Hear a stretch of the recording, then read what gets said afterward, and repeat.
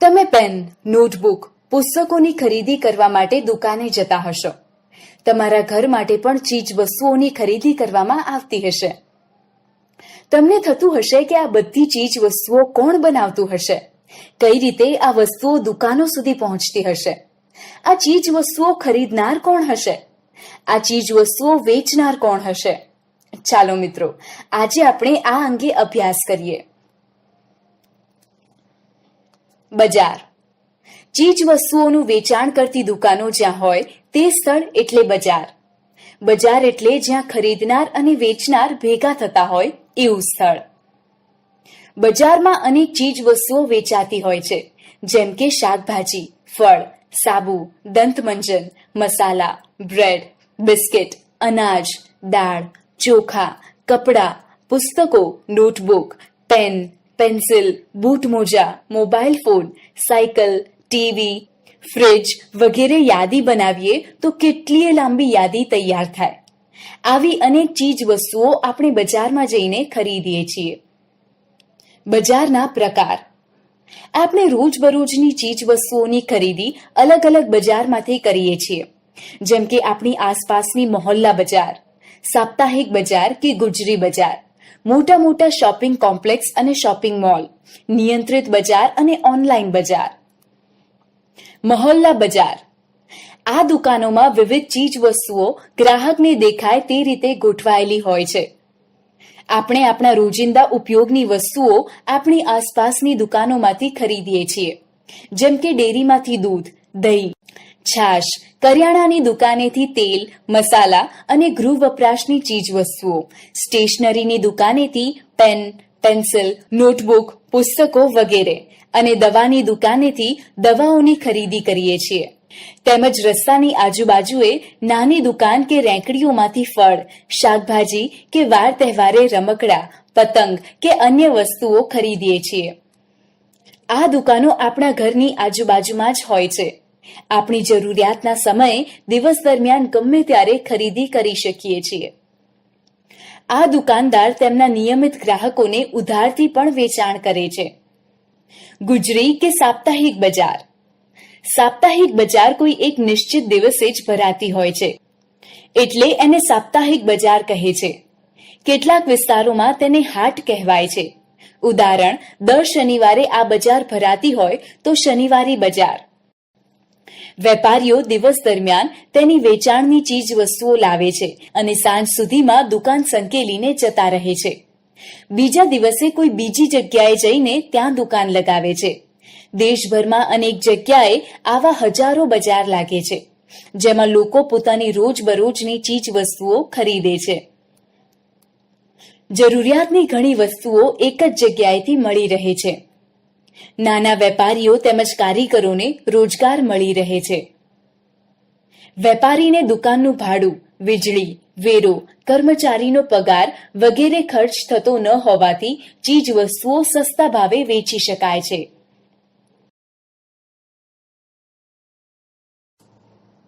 Shopping complex અને mall. આપણી આસપાસની દુકાનો અને સાપ્તાહિક બજારો સિવાય મોટા શહેરોમાં બીજા બજારો પણ હોય છે. એક જ બિલ્ડિંગમાં એક સાથે કેટલીય અલગ અલગ પ્રકારની દુકાનો હોય છે, જેને શોપિંગ કોમ્પ્લેક્સ કહે છે. અલગ અલગ માળ ઉપર અલગ અલગ પ્રકારની વસ્તુઓ મળતી હોય છે, જેને મોલ કહેવામાં આવે છે, જેમાં આપણને નાની મોટી કંપનીની બ્રાન્ડેડ અને બ્રાન્ડ વિનાની વસ્તુઓ મળી જાય છે.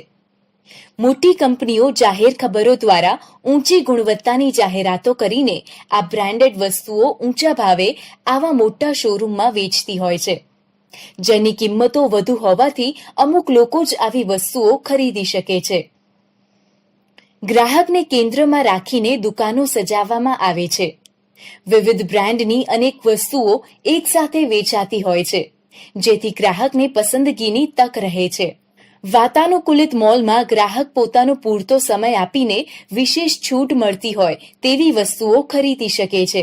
ગ્રાહકને વસ્તુની છાપેલ કિંમત પર વિશેષ વળતર આપવામાં આવે છે. ગ્રાહક કાઉન્ટર ઉપર રોકડ, ક્રેડિટ કાર્ડ કે ડેબિટ કાર્ડ નેટ બેન્કિંગથી ચૂકવણું કરી શકે તેવી વ્યવસ્થા હોય છે.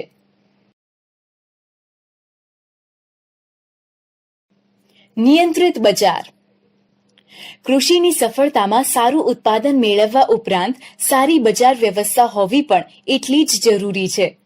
આઝાદી પછીના તબક્કામાં ખેત ઉત્પાદનના વેચાણની ચોક્કસ વ્યવસ્થા ન હોવાને લીધે ખેડૂતોનું શોષણ થતું હતું.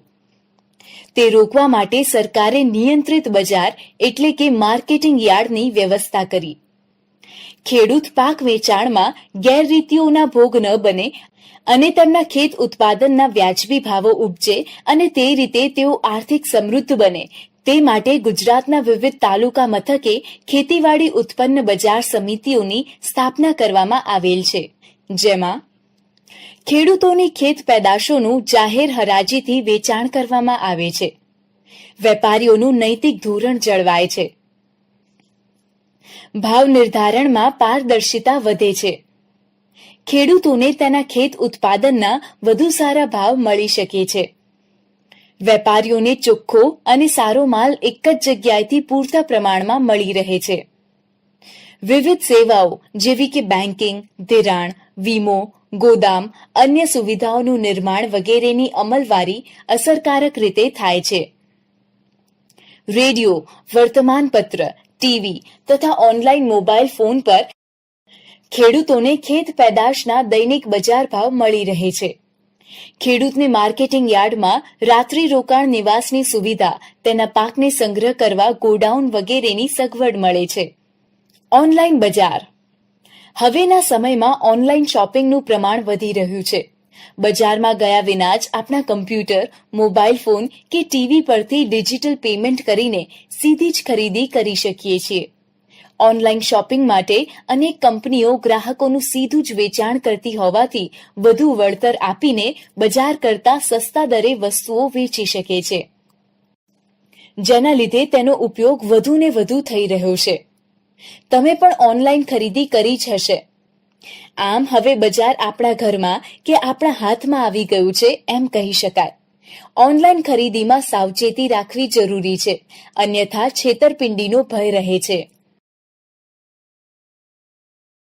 બજારની આજુબાજુ. આપણે ચીજ વસ્તુઓ ખરીદવા જઈએ છીએ એવા વિવિધ પ્રકારના બજાર વિશે અભ્યાસ કર્યો. તમને થતું હશે કે આ બધા દુકાનદારો તેમની દુકાનો માટેનો માલ સામાન ક્યાંથી ખરીદતા હશે.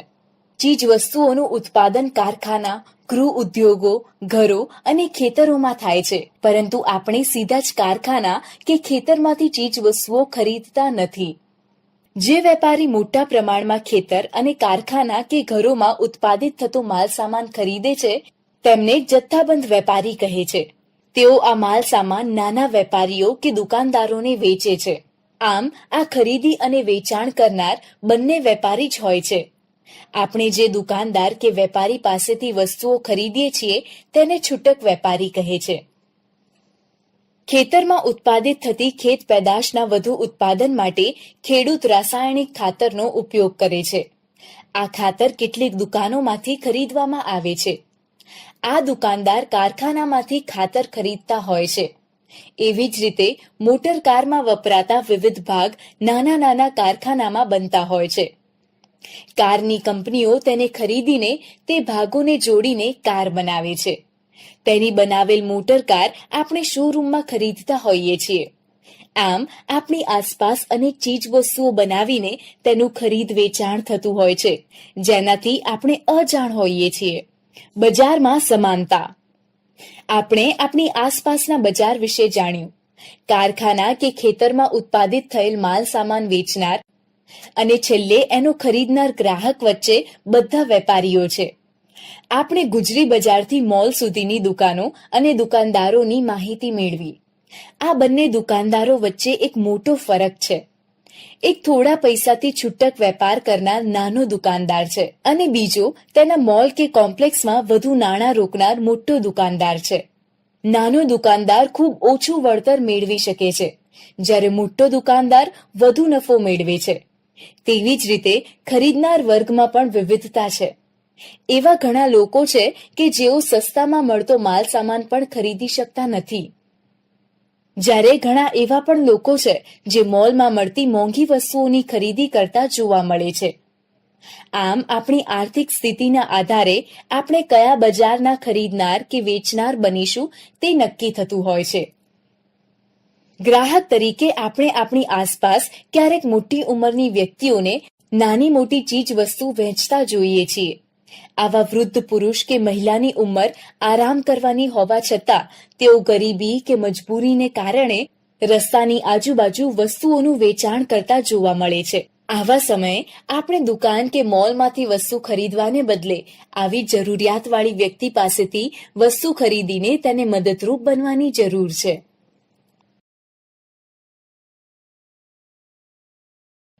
બજારમાં ગ્રાહક એટલે જે પોતાના ઉપયોગ માટે ચીજવસ્તુ ખરીદે અથવા સેવા મેળવે તે વ્યક્તિ.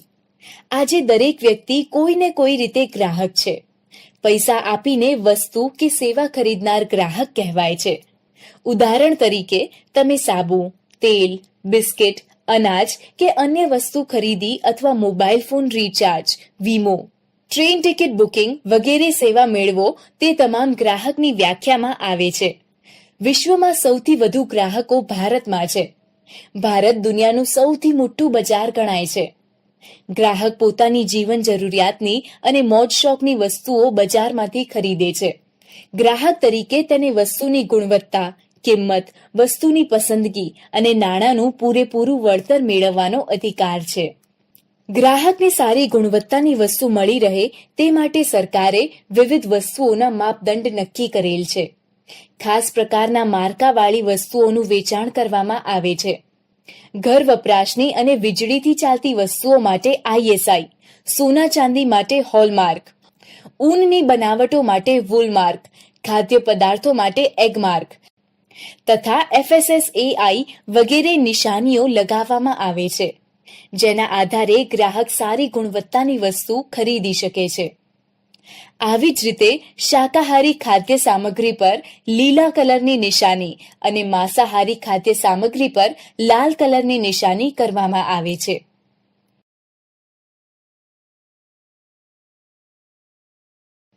ગ્રાહકનો હક અને ફરજ. બજારમાં સમાન લક્ષણોવાળી અનેક બ્રાન્ડની અસંખ્ય વસ્તુઓ મળે છે. ગ્રાહકને તેનું સંપૂર્ણ જ્ઞાન કે માહિતી હોતી નથી. ઉત્પાદક અને ગ્રાહક વચ્ચે અનેક વચેટિયાઓ હોવાથી ગ્રાહકનું શોષણ થવા લાગ્યું છે. ગ્રાહકોને છેતરપિંડીથી બચાવવા માટે ગ્રાહક સુરક્ષાનો કાયદો અમલમાં છે. ગ્રાહક વર્તમાન બજાર વ્યવસ્થાને લીધે વસ્તુની ગુણવત્તા, જથ્થો, કિંમત અને સેવા એમ દરેક બાબતે છેતરામણીનો ભોગ બનતો હોય છે. ગ્રાહકો ચીજ કે સેવા અંગેના પોતાના અધિકાર મેળવી શકે એવા ઉદ્દેશ્ય સાથે ભારત સરકાર દ્વારા સંસદમાં કાયદો પસાર કરીને ગ્રાહક સુરક્ષા અધિનિયમ 1986 બનાવવામાં આવ્યો છે. આ કાયદા મુજબ ગ્રાહકોને નીચે મુજબના 6 અધિકારો મળેલ છે. સલામતીનો અધિકાર. વ્યક્તિના જીવન તથા સ્વાસ્થ્ય માટે નુકસાનકારક ઉત્પાદનો અને સેવાઓ અંગે સંપૂર્ણ સુરક્ષાનો અધિકાર, અર્થાત તમે કોઈ ચીજ વસ્તુ કે સેવા ખરીદો છો તો તેનો વપરાશ કર્યા પછી લાંબા ગાળે પણ તમારા સ્વાસ્થ્ય કે જીવનને કોઈ નુકસાન થાય તો તમે ગ્રાહક સુરક્ષા કાયદા મુજબ ફરિયાદ કરી શકો છો. માહિતી મેળવવાનો અધિકાર. ચીજ વસ્તુ કે સેવા ખરીદતી વખતે વસ્તુની પસંદગી કરવા માટે વસ્તુ સંબંધી જરૂરી તમામ જાણકારી મેળવવી તે ગ્રાહકનો અધિકાર છે. પસંદગી કરવાનો અધિકાર. વિવિધ પ્રકારની અનેક વસ્તુઓમાંથી ગ્રાહકને પોતાને અનુકૂળ આવતી વસ્તુ પસંદ કરવાનો અધિકાર છે. રજૂઆત કરવાનો અધિકાર. ગ્રાહકના હકો અને હિતોના રક્ષણ માટે ગ્રાહક સુરક્ષા મંડળમાં તેની યોગ્ય રજૂઆત કરવાનો અધિકાર છે. ફરિયાદ નિવારણનો અધિકાર. ખામીયુક્ત માલ, ક્ષતિયુક્ત સેવા કે છેતરામણીની રજૂઆતથી ઉપભોક્તાને થયેલ નુકસાનનું વળતર મેળવવાનો અધિકાર છે. ગ્રાહક શિક્ષણ મેળવવાનો અધિકાર. આ અધિકારથી જીવનભર માહિતીસભર ગ્રાહક બનવા માટે તમામ જાણકારી અને જ્ઞાન મેળવવાનો અધિકાર મળેલ છે. ગ્રાહકની ફરજ. ગ્રાહક શિક્ષણથી ગ્રાહક છેતરપિંડીથી બચી શકે છે. ખરીદી કરતી વખતે કેટલીક બાબતો અંગે સાવચેતી રાખવાની પણ ગ્રાહકની ફરજ બને છે, જે નીચે મુજબ છે. કોઈ પણ વસ્તુની ખરીદીના સમયે જીએસટી વાળા બિલનો ચોક્કસ આગ્રહ રાખી તે મેળવવું અને યોગ્ય સમય સુધી સાચવી રાખવું. આઈએસઆઈ માર્કાની જ ખરીદવી. દુકાનદારના સહી સિક્કા કરેલા guarantee card, warranty card, free service coupon વગેરે ધ્યાનમાં રાખીને ખાસ મેળવી લેવા અને તે સાચવવા. સોના ચાંદી જેવી ખરીદીમાં હોલમાર્ક વાળા દાગીના જ ખરીદવા. કોઈ પણ પ્રકારના ટેક્સ બચાવવાની વેપારીની વાતોમાં આવ્યા વિના હંમેશા પાક્કા બિલનો આગ્રહ રાખવો. બિલમાં શુદ્ધતા, કિંમત, ઘડાઈ વગેરે તમામ વિગત સ્પષ્ટ અને અલગ લખાયેલી છે કે નહીં તેની ચોકસાઈ કરવી. ખાદ્ય પદાર્થો એગમાર્ક FSSAI લોગોવાળા જ ખરીદવા. તેનું પેકિંગ, કંપની, બ્રાન્ડ નેમ, બેચનો નંબર, ઉત્પાદનની તારીખ, એક્સપાયરી ડેટ, ઇન્ગ્રેડિયન્ટ વગેરે તમામ વિગતોની ખરાઈ કરવી અને ભેળસેળના કિસ્સામાં અચૂકપણે ફરિયાદ કરવી. દવાઓની પ્રિસ્ક્રિપ્શન સાથે ખરાઈ કરી લેવી. ઉત્પાદનની તારીખ અને એક્સપાયરી ડેટ વગેરે તપાસી લેવા. જેનરિક દવાઓ મળતી હોય તો પહેલા એ જ ખરીદવાનો આગ્રહ રાખવો. કપડામાં કાપડ, કલર, સિલાઈ, જરી, ભરત, માપ સાઈઝ વગેરે ચેક કરી ખરીદી કરવી. પેટ્રોલ કે સીએનજી પંપ પર મીટર 0 થયા પછી જ વાહનમાં ઈંધણ ભરવું. ગેસ વિતરણમાં બાટલાનું વજન અને સલામતી બાબતની ચકાસણી કરવી. શૈક્ષણિક સંસ્થાઓમાં સલામતીની વ્યવસ્થા, શિક્ષકોની લાયકાતની વિગતો અને ફી ભર્યાની રસીદ મેળવી લેવી. કે વાહન વીમાના સંજોગોમાં પોલિસીની શરતો સમજી અસલ પોલિસીનો દસ્તાવેજ અચૂક મેળવી લેવો. બિનજરૂરી અને ખોટી ખરીદીથી બચવું.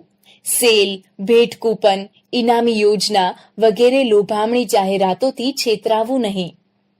અને છેતરાયા હોય તો વર્તમાન પત્રો દ્વારા તેની જાણકારી અન્યને આપવાથી બીજા લોકો છેતરાતા અટકશે.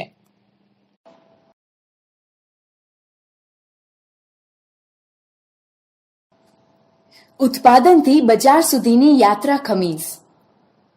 આપણે બજારના પ્રકાર અને આપણી આસપાસના બજાર વિશે અભ્યાસ કર્યો. આપણી આસપાસની ઘણી પ્રવૃત્તિ બજાર વ્યવસ્થા પર અસર કરે છે. દરેક વ્યક્તિ પોતાની જરૂરિયાતની વસ્તુઓ ખરીદીને બજાર વ્યવસ્થાને ચાલક બળ પૂરું પાડે છે. હવે આપણે ખમીસ અને પેન્ટ બનાવવામાં વપરાતા કાપડની વાત કરીને બજારની વિશેષ માહિતી મેળવીએ. તમે સૌ જાણો જ છો કે કાપડ બનાવવા માટે કપાસ એ કાચો માલ છે. કપાસના વાવેતરથી શરૂ કરીને શર્ટ પેન્ટના વેચાણ સુધીમાં બજારની શૃંખલા એકબીજાથી કેવી રીતે જોડાયેલ છે તે જાણીએ. સૌરાષ્ટ્રમાં આવેલ રામપર ગામમાં મગનભાઈ પાસે 5 એકર જમીન છે. તેમણે તેના ખેતરમાં ખરીફ પાકનું વાવેતર કરવા કપાસનું બિયારણ વેચતા દુકાનદાર પાસેથી કપાસના પ્રમાણિત કરેલ બિયારણની ખરીદી કરી. જૂન માસમાં વરસાદ આવે તે પહેલા જ ખેડીને તૈયાર રાખેલ તેમના ખેતરમાં આ કપાસિયા વાવી દીધા. પ્રથમ વરસાદ જ વાવણી લાયક થઈ જતા 2-4 દિવસમાં જમીનમાંથી કપાસના અંકુર ફૂટીને બહાર આવી ગયા. વરસાદને લીધે કપાસની સાથે નિંદામણ પણ ઉગી નીકળેલ. કપાસના છોડ ફરતેથી નીંદણ દૂર કરીને ખેતર એકદમ ચોખ્ખું નીંદણ મુક્ત કરી નાખ્યું. ખેતરમાં આડી અવળી ખેડ કરીને 2-3 સારા વરસાદ સાથે રાસાયણિક ખાતર પણ આપી દીધું. નવરાત્રી આવતા સુધીમાં તો ખેતરમાં જુઓ તો તમારા માથા સુધી આવી જાય એવો કપાસ ખેતરમાં લહેરાવા લાગ્યો. ફૂલડા ખીલીને તેમાં મોટા મોટા જીંડવા પણ ખૂબ આવી ગયા હતા અને હવે જીંડવામાંથી સફેદ કપાસ બહાર દેખાવા લાગ્યો. એટલે મગનભાઈ મજૂરો મારફતે આ કપાસ વીણાવીને ઘાસડીઓ બાંધીને તેમના ઘરમાં મુકાવવા લાગ્યા. છેલ્લે વરસાદ ઓછો થવાથી તેમના ખેતરમાં કપાસનું ઉત્પાદન જોઈએ તેટલું ન થયું. કપાસના ભાવોની વધઘટ વચ્ચે અંતે મગનભાઈ તેમના ખેતરમાં ઉત્પન્ન થયેલ કપાસ વેચવા માટે ટ્રેક્ટરમાં ભરીને તાલુકા મથકે આવેલ માર્કેટિંગ યાર્ડમાં લઈ ગયા. તેમના કપાસની વેપારીઓએ હરાજી કરી, જેમાં ચુનીલાલ વેપારીએ તેમનો કપાસ ખરીદી લીધો અને મગનભાઈને વળતર તરત જ મળી ગયું. ચુનીલાલે બધો જ કપાસ જીનિંગ ફેક્ટરી ચલાવતા ધનજીભાઈના કારખાનામાં વેચી દીધો. જીનમાં આ કપાસમાંથી કપાસિયા અલગ કરીને તેલ કાઢનાર વેપારીને વેચી દીધા. તમે સૌ જાણો જ છો કે કપાસિયાનું તેલ ખાદ્ય તેલ તરીકે વપરાય છે અને ખોળ પશુઓના આહારમાં ખાણ તરીકે ઉપયોગી છે. જીનિંગ મિલના માલિકે રૂની ઘાસડીઓ દોરા બનાવતી સ્પિનિંગ મિલમાં મોકલી આપી. આ દોરાને અમદાવાદની એક કાપડ મિલે કાપડ બનાવવા ખરીદી લીધા, જેમાંથી તૈયાર થયેલ કાપડના તાકા કલર કરતી ડાઇંગ મિલમાં કલર કરવા મોકલી આપ્યા. આ કાપડને વસ્ત્રો બનાવતી ફેક્ટરીમાં અલગ અલગ માપનું કટિંગ કરીને તેની સિલાઈ કરીને તૈયાર ખમીસ અને પેન્ટ બનાવી, તેને લેબલ લગાવી બોક્સમાં પેક કરીને જથ્થાબંધ વિદેશ નિકાસ કરવામાં આવ્યા અને બજારમાં પણ વેચવામાં આવ્યા. આપણા શહેરમાં આવેલ શોરૂમના વેપારી આ પેન્ટ શર્ટ ખરીદી લાવે છે અને તેમની પાસેથી આપણે પેન્ટ શર્ટ ખરીદીએ છીએ. કપાસથી શર્ટ પેન્ટ બનવા સુધીની સફરમાં આપણે જોયું કે કાચા માલમાંથી તૈયાર થઈને વસ્તુ કેટલા બધા લોકો પાસેથી પસાર થઈને છેક ગ્રાહક સુધી પહોંચે છે અને તેમાં જોડાયેલા દરેકને તેમાંથી ઓછા વધુ પ્રમાણમાં વળતર મળે છે. આપણે રોજબરોજની ચીજ વસ્તુઓ બજારના માધ્યમથી મેળવીએ છીએ. આ બજાર અનેકને રોજગારી પણ આપે છે. રોડ રસ્તા, પરિવહન, બેન્કિંગ અને સંદેશા વ્યવહારની સુવિધાઓને લીધે બજાર વ્યવસ્થામાં ક્રાંતિ આવી છે. વિશ્વમાં દેશો પરસ્પર વેપાર દ્વારા જોડાયેલ છે. આપણી આસપાસના બજાર અને ઓનલાઈન બજાર દ્વારા આપણે વૈશ્વિક બજાર સાથે જોડાયેલા રહીએ છીએ. આમ વર્તમાન સમયમાં સમગ્ર વિશ્વ એક બજાર છે.